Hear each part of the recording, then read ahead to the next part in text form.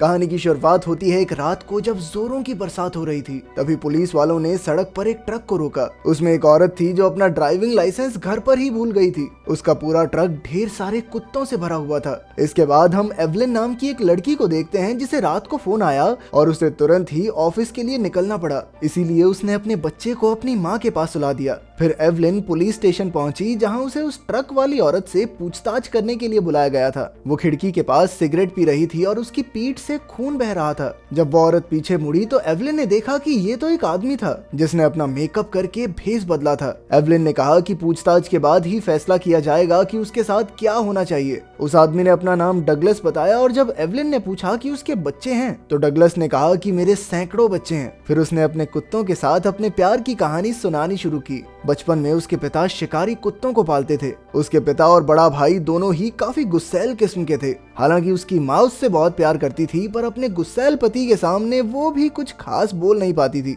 उसके पिता कुत्तों को भूखा रखकर उन्हें शिकारी कुत्ता बनाते, लेकिन डगलस अक्सर उन कुत्तों को खाना खिला देता था। जब उसके पिता को ये पता चला तो उन्होंने उसे भी कुत्तों के साथ पिंजरे में बंद कर दिया। तब सभी कुत्तों ने अपने नए साथी को गले लगाकर उसे गर्माहट दी। वहीं उसकी माँ दोबारा से प्रेग्नेंट हुई तो उसने सोच लिया कि वो अपने होने वाले बच्चे को इस नर्क में तो नहीं पालेगी, इसीलिए वो मौका देखकर घर से भाग गई। जाते हुए उसने डगलस को खाने के कई डिब्बे दिए, जिस वजह से डगलस को पिंजरे में ज्यादा परेशानी नहीं हुई। खैर, कहानी के बीच में ही एवलिन उठकर वापस घर आ गई। उसकी माँ ने उसे बताया कि उसका शराबी पति घर के आसपास आकर बच्चे से मिलने की कोशिश कर रहा था, जबकि कोर्ट ने उसे एवलिन और अपने बच्चे से दूर रहने की सख्त हिदायत दी थी। इधर गिरफ्तारी से पहले एक लड़का डगलस को एक लावारिस कुत्ता देने आया था। उसने बताया कि एल्वर्डुगो नाम का एक गैंगस्टर मार्था नाम की एक औरत को बहुत ज्यादा परेशान कर रहा है। तब डगलस ने उसकी मदद करने का फैसला किया। उसने काले कपड़े पहनकर औरत का भेष बनाया और एल्वर्डुगो का पीछा किया।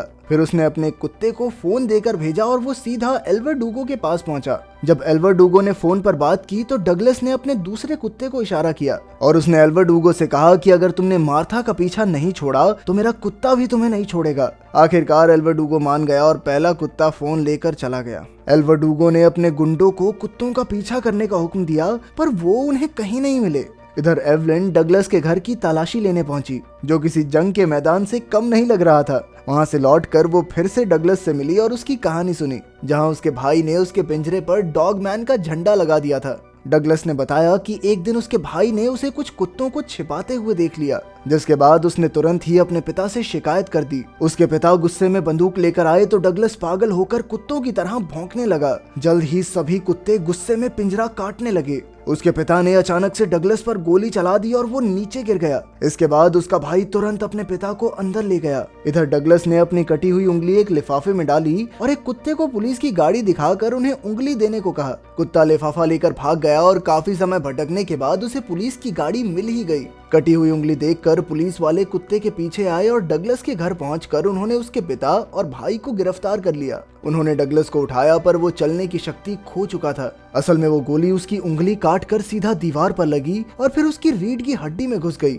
अगर डॉक्टर्स गोली निकालते तो उसकी रीढ़ की हड्डी को खतरा था और अगर डगलस चलेगा तो वो गोली कभी भी हिलकर उसकी जान ले सकती है। खैर, उसके पिता को 20 साल की सजा हुई, लेकिन 2 हफ्तों बाद ही वो जेल में मारा गया। वहीं उसके भाई को 12 साल की सजा हुई थी, पर अच्छे बर्ताव के कारण 8 साल बाद वो रिहा हो गया। उसके रिहा होते ही डगलस के कुत्तों ने उसका पीछा किया और एक अंधेरी गली में उसे घेर कर उसका काम तमाम कर दिया, पर डगलस ने इसके बारे में एवलिन को कुछ नहीं बताया। खैर, अपने पिता की कैद से रिहा होने के बाद उसे एक अनाथ आश्रम में भेजा गया, पर कोई बच्चा व्हील चेयर वाले लड़के से दोस्ती नहीं करना चाहता था। फिर उसकी दोस्ती लाइब्रेरियन सलमा से हुई और उसने शेक्सपियर की किताबें पढ़नी शुरू कर दी। उसे सलमा से प्यार हो गया और जल्द ही वो दोनों थिएटर में नाटक करने लगे। सलमा ने उसे मेकअप की मदद से किसी भी किरदार में ढलना सिखाया। इन नाटकों में डगलस को बहुत मजा आने लगा, पर कुछ समय बाद सलमा काम की तलाश में शहर चली गई। डगलस अखबारों से उसकी तस्वीरें इकट्ठी करने लगा और कई साल बाद बड़ा होकर वो सलमा का नाटक देखने गया। नाटक के बाद वो सलमा से मिला तो सलमा ने उसे तुरंत ही पहचान लिया और उसे देखकर वो बहुत खुश भी हुई। डगलस ने अपनी किताब दिखाई जिसमें उसने सलमा की तस्वीरें इकट्ठा की थी। तभी कमरे में एक आदमी आया जो असल में सलमा का पति और उसके होने वाले बच्चे का बाप था। ये देखकर डगलस का दिल चकनाचूर हो गया और वो सलमा को अलविदा कहकर अपने कुत्तों के पास आ गया। उसे एहसास हुआ कि उसका पहला प्यार कभी पूरा नहीं हो पाएगा, इसीलिए वो गुस्से में बुरी तरह चिल्लाने लगा, यहाँ तक कि वो खड़ा भी हो गया और अचानक गिर पड़ा। उसे देखकर कुत्ते भी भौंकने लगे और बाहर आकर उसके शरीर से लिपट गए। आखिरकार डगलस ने दिल जले आशिक की तरह अपने बाल काट दिए, पर मुसीबतें अभी खत्म नहीं हुई थी। एक दिन कुछ सरकारी अफसरों ने आकर उसे कुत्ते का शेल्टर खाली करने को कहा, क्योंकि अब सरकार के पास इसे चलाने का पैसा नहीं था। पर असल में वो ये जमीन कंपनीज को बेचकर पैसे कमाना चाहते थे। आखिरकार डगलस अपने कुत्तों को लेकर एक खंडर जैसी लैब में आ गया, पर इतने सारे कुत्तों को खाना खिलाने के लिए उसे पैसों की जरूरत थी। इसीलिए डगलस ने काम ढूंढना शुरू किया। उसने हर जगह इंटरव्यू दिया, पर किसी ने उसे नौकरी नहीं दी, क्योंकि वो एक अपाहिज आदमी को काम पर नहीं रखना चाहते थे। खैर एक दिन वो थिएटर में शो देखने गया, जहां उसे अपने पुराने दिन याद आ गए। उसने इस ग्रुप के साथ काम करने की इच्छा जाहिर की और कुछ समय तक खड़े होकर भी दिखाया, जिसे देखकर सभी हैरान रह गए। सभी कलाकारों ने उसकी तारीफ की और आखिरकार डायरेक्टर ने उसे ग्रुप में शामिल कर लिया। जल्द ही डगलस की परफॉर्मेंस का दिन आ गया और वो मेकअप लगाकर तैयार हो गया। उसके साथ ही उसे स्टेज तक ले आए और वो खड़ा हो गया। जब पर्दा खुला तो उसने एक बेहतरीन फ्रेंच गाना सुनाया, जिसे दर्शकों ने बेहद पसंद किया। इसके बाद एवलिन ने उससे पूछा कि वो गाने के अलावा कुछ और भी करता है क्या। तो डगलस ने कहा कि वो लोगों को अपने कुत्ते देकर उनकी सुरक्षा में मदद करता है। उसने बताया कि उसके कुत्ते इतने समझदार हैं कि खाना बनाते समय उसे सही मसाले तक लाकर दे सकते हैं। उनकी ये काबिलियत देखकर डगलस ने उन्हें अमीरों के घर से जेवर चुराना सिखाया। जल्द ही उसके कुत्ते बड़ी सफाई से चोरियां करने लगे और इंश्योरेंस कंपनीज को नुकसान की भरपाई करनी पड़ती थी। आखिरकार उन्होंने एक्रियन नाम के एक इन्वेस्टिगेटर को जांच के लिए भेजा। एक्रियन उस औरत के घर गया जिसके यहाँ चोरी हुई थी और उसने पूछा कि चोरों के आने पर कुत्ते भौंके क्यों नहीं। फिर उसने सीसीटीवी कैमरास की फुटेज निकाल कर देखी, जहाँ उसकी नजर एक कुत्ते पर पड़ी। वो कुत्ता घर में घुसा और घर के कुत्तों से कुछ बातें करने लगा।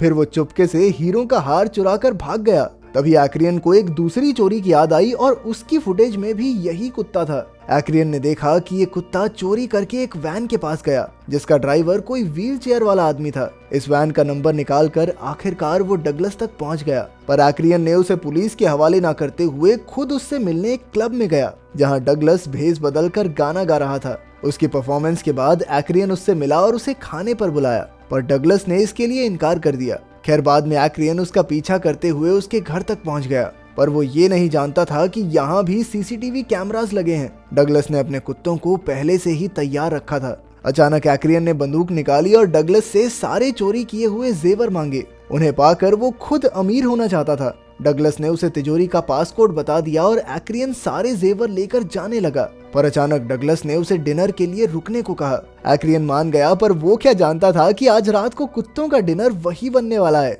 जल्द ही डगलस के इशारे पर कुत्तों ने एक्रियन पर धावा बोल दिया और उसे बुरी तरह नोच नोच कर खा गए।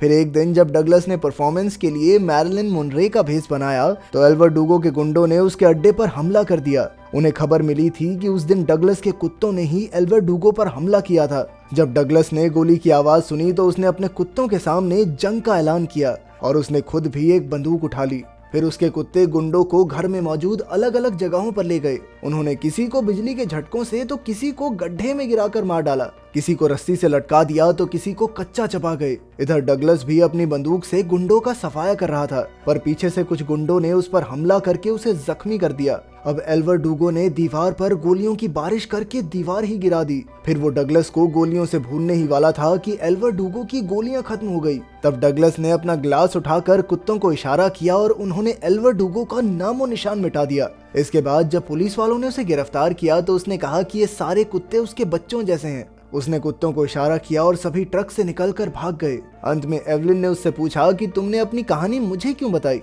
तो डगलस ने कहा कि हम दोनों दुख से जुड़े हुए हैं। बाद में जब एवलिन अपने घर लौटी तो एक कुत्ता चौराहे पर बैठा हुआ था। उधर पुलिस स्टेशन में डगलस ने कपड़े बदलकर सूट पहना। जल्द ही कुत्ते पुलिस स्टेशन में घुस आए और उन्होंने पुलिस ऑफिसर को डराकर बेहोश कर दिया। फिर उन्होंने चाबी चुराकर डगलस के कमरे के नीचे सरका दी। आखिरकार डगलस आजाद होकर बाहर निकला और उसने उगता हुआ सूरज देखा। फिर वो खड़ा होकर चर्च की ओर बढ़ा और उसकी छांव में आकर डगलस ने भगवान से कहा, मैं आपसे बहुत प्यार करता हूँ और अब पूरी तरह तैयार हूँ। कुछ ही पलों में डगलस अपनी आखिरी सांसें लेकर मर गया।